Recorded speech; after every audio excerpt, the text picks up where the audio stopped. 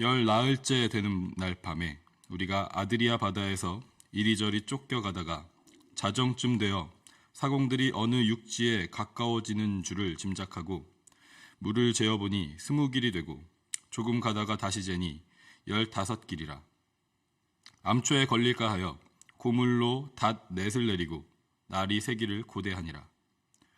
사공들이 도망하고자 하여 이물에서 닻을 내리는 채 하고 거룻배를 바다에 내려놓거늘 바울이 백부장과 군인들에게 이르되 이 사람들이 배에 있지 아니하면 너희가 구원을 얻지 못하리라 하니 이에 군인들이 거룻줄을 끊어 떼어버리니라. 날이 새어가매 바울이 여러 사람에게 음식 먹기를 권하여 이르되 너희가 기다리며 먹지 못하고 줄인 지가 오늘까지 열 나흘인즉 음식 먹기를 권하노니 이것이 너희의 구원을 위하는 것이요 너희 중 머리카락 하나도 잃을 자가 없으리라 하고 떡을 가져다가 모든 사람 앞에서 하나님께 축사하고 떼어 먹기를 시작하매 그들도 다 안심하고 받아 먹으니 배에 있는 우리의 수는 전부 276명이더라. 배부르게 먹고 밀을 바다에 버려 배를 가볍게 하였더니 날이 새매 어느 땅인지 알지 못하나 경사진 해안으로 된 항만이 눈에 띄거늘 배를 거기에 들여다 댈 수 있는가 의논한 후 닻을 끊어 바다에 버리는 동시에 키를 풀어 늦추고 돛을 달고 바람에 맞추어 해안을 향하여 들어가다가 두 물이 합하여 흐르는 곳을 만나 배를 걸매 이 물은 부딪혀 움직일 수 없이 붙고 고물은 큰 물결에 깨어져 가니 군인들은 죄수가 헤엄쳐서 도망할까 하여 그들을 죽이는 것이 좋다 하였으나 백부장이 바울을 구원하려 하여 그들의 뜻을 막고 헤엄칠 줄 아는 사람들을 명하여 물에 뛰어내려 먼저 육지에 나가게 하고 그 남은 사람들은 널조각 혹은 배 물건에 의지하여 나가게 하니 마침내 사람들이 다 상륙하여 구조되니라. 아멘. 광풍을 만난 지 여러 날이 지나서 벌써 14일째 밤이 되었습니다. 드디어 배가 육지와 가까워진 듯 했지만 여전히 광풍이 심하고 한밤중이라서 어두워서 암초가 있다면 피할 수도 없는 위기의 상황이었습니다. 배가 파손되어 물에 빠져 죽을 수 있는 일촉즉발의 순간이었던 것이죠. 이런 위기의 상황, 죽음의 위협이 닥친 상황에서 우리는 본문을 통해서 이 상황에 대처하는 네 종류의 사람들을 만나게 됩니다. 첫 번째는 자기 자신의 생명만을 소중하게 여기는 사람들입니다. 그들은 30절에 기록된 사공들, 배의 선원들입니다. 마땅히 배를 책임지고 안전하게 끝까지 항해를 마쳐야 하는 임무를 가진 사람들이었지만 닻을 내리는 척하다가 거룻배, 구명정을 바다에 내렸습니다. 배에 남아있는 다른 사람들은 신경 쓰지 않고 자신들의 목숨을 구하기 위해서 배를 떠나 도망가려고 한 것입니다. 두 번째는 자기 자신이 맡은 일과 임무를 가장 중요하게 여기는 사람들입니다. 42절에 기록된 군인들이 바로 그들입니다. 이 배는 죄수들을 이송하는 배였기 때문에 만약 죄수들이 이 혼란한 상황을 틈타서 도망을 간다면 죄수들을 목적지로 이송할 임무를 맡은 군인들은 임무 완수에 실패하게 되는 것이죠. 그래서 군인들은 차라리 그들이 도망가기 전에 죽이는 것이 좋다고 말하고 있습니다. 상황은 다르지만 누가복음 10장에서 예수님께서 말씀하신 선한 사마리아인의 비유 이야기가 떠오르는 것 같습니다. 누가복음 10장 31절과 32절에 마침 한 제사장이 그 길로 내려가다가 그를 보고 피하여 지나가고 또 이와 같이 한 레위인도 그곳에 이르러 그를 보고 피하여 지나가되 잘 알고 계신 것처럼 강도들에게 맞아서 거의 죽을 지경이 되어 길에 쓰러져 있는 한 사람이 있었습니다. 마침 제사장 한 명이 그 길을 지나갔지만 쓰러져 있는 사람을 그냥 피해서 가버렸습니다. 마찬가지로 레위인 한 사람도 그를 피해서 지나갑니다.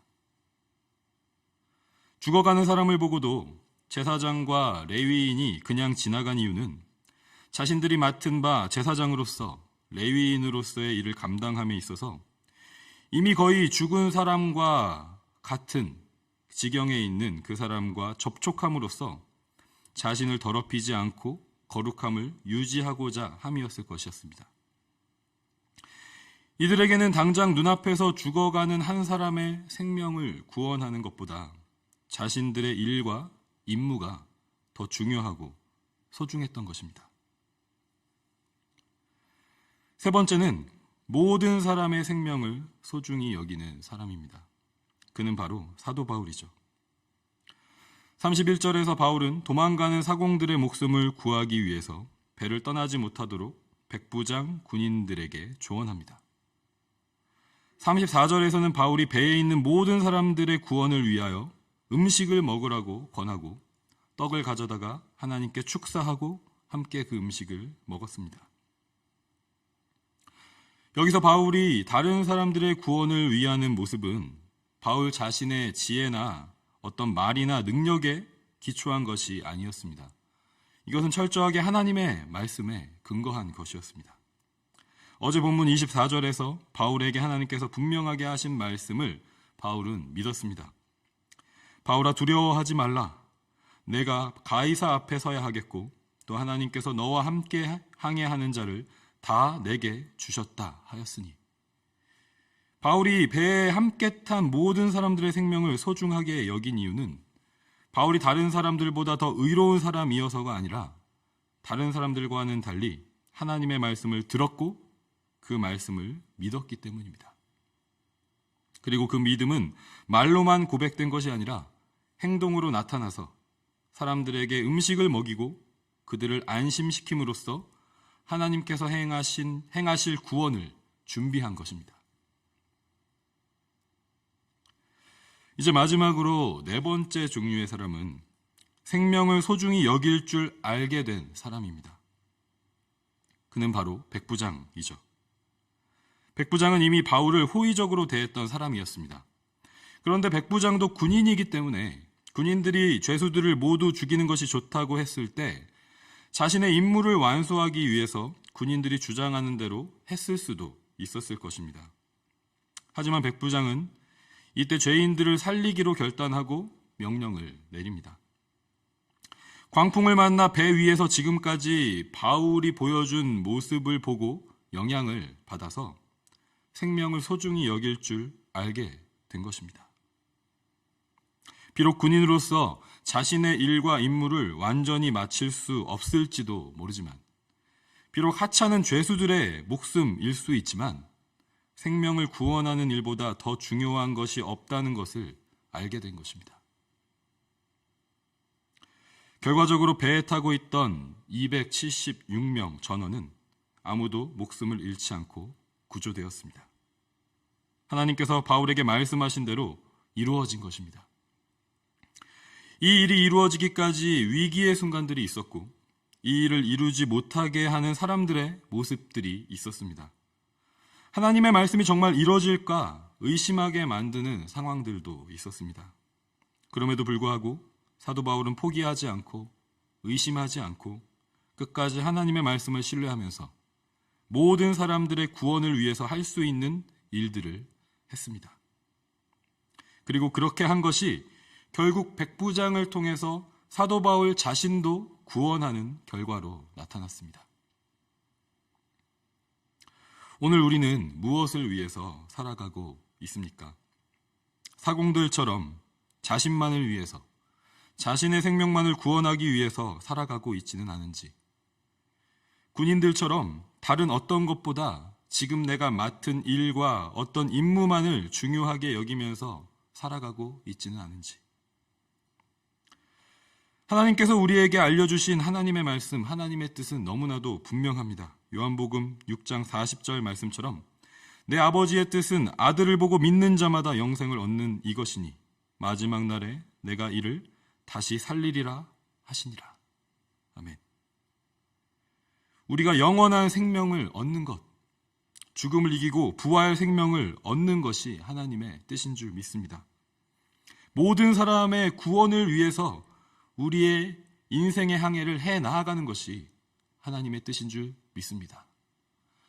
때로 우리의 상황 가운데 나 자신만을 바라보게 하는 이기적인 마음을 갖게 하는 상황들이 있고, 때로 우리의 상황 가운데 나의 일과 나의 임무가 더 중요한 것처럼 보여서 그 어떤 일도 다 뛰어넘을 수 있을 것처럼 정당화시킬 수 있을 것 같은 상황들이 있을 때가 있지만, 그때 우리가 분명하게 기억해야 할 것은 우리의 삶이 구원을 위하여 나아가는 항해라는 것을 잊지 않고 나아가는 우리들의 삶이 되기를 소망합니다. 그리고 그것이 내가 다른 사람들을 위한, 다른 사람들의 구원만을 위한 것이 아니라 결국은 나의 구원을 위한 것이라는 사실을 우리가 믿고 의지하면서 이 믿음의 항해를 해 나아가기를 소망합니다. 이 시간 우리가 우리 안에 있는, 내재되어 있는, 우리 스스로도 알지 못한 채 우리 가운데 있는 이기적인 마음들, 다른 그 어떤 것보다 내가 맡은 일이나 임무와 같은 것들에 더 치중하고 있는, 정당화시키고 있는 그런 모습들이 없는지 하나님 앞에 돌아보고 회개하며 구원을 위한 그 항해를 해 나아가기를 소망하는 그 마음으로 시간 잠시 침묵하여 기도하는 시간 갖도록 하겠습니다.